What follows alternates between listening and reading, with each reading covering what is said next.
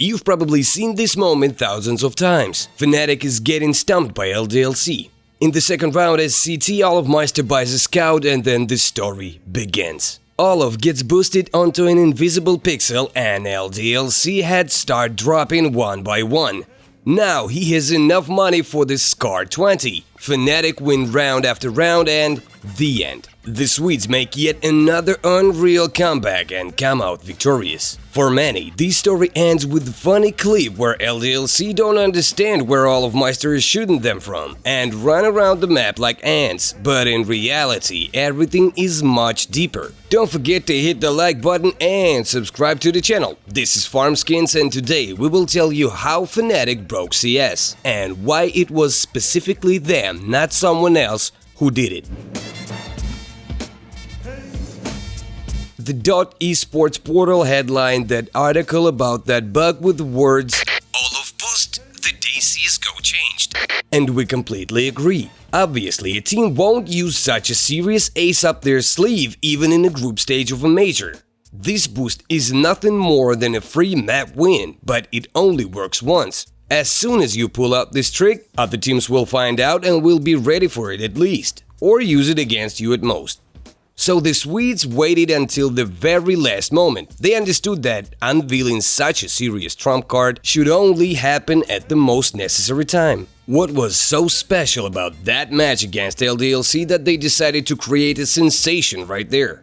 Let's figure it out. At the time, Fnatic were considered one of the strongest teams in the world. Before the major, they had won 3 big LAN tournaments in a row, and alongside LDLC were the main favorites in Changet. Nevertheless, at the previous major in Cologne, where the Swedes were also predicted to have good chances of winning, they lost to NIP in a very upsetting grand final and were clearly not happy about it. Ninjas were their nemesis. Shortly before that major, there was a moment where Fnatic won an important match against NIP and yelled at Get Right when he came to shake their hand and congratulate them on the win. Plus, Flusha, the team's main star, was under enormous pressure. There was a lot of people in the community, including famous pros, who thought he was cheating. And imagine, you are such a principled team that you even refuse to shake some opponent's hands.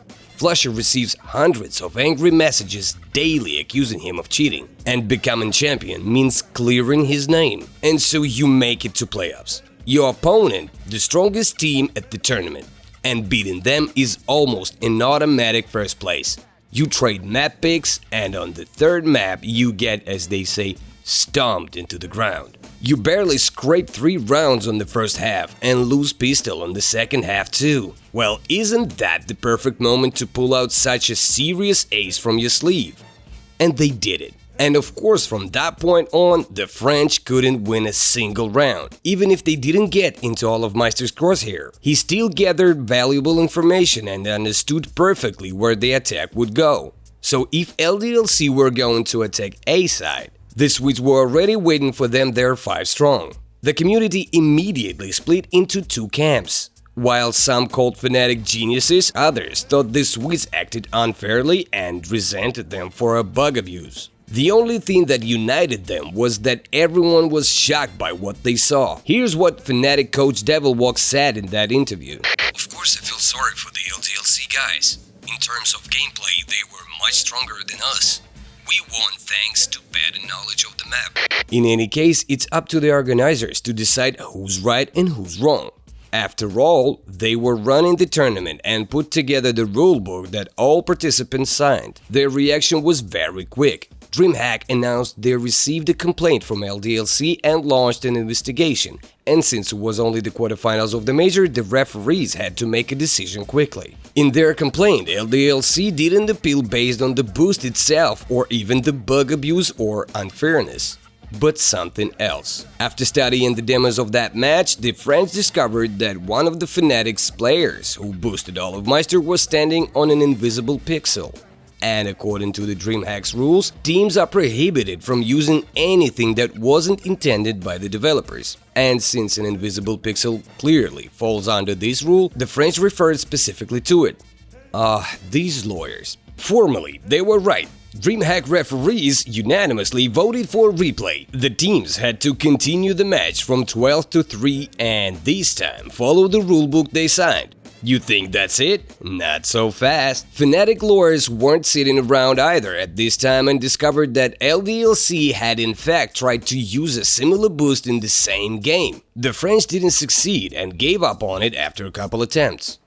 Just imagine the absurdity of the situation. LDLC sent a complaint against Fnatic for using a bug that they themselves tried to pull off in the same game. The referees took this into consideration and called the French advantage. Now the match had to be replayed in full, starting from the map 1. And when it seemed like justice prevailed, the Swedes packed up and left the tournament. No one understood why they did this. Fnatic did in fact violate the rules, but the organizers didn't disqualify them, only called for a replay. Many think that their conscience supposedly woke up, but what does that have to do with anything when it was already known back then that LDLC also broke the rules in the same game? The official statement from the organization didn't help clarify anything. Yesterday, we battled LDLC in one of the most difficult games this year. However, because of the match result, many viewers lost enjoyment from watching the major.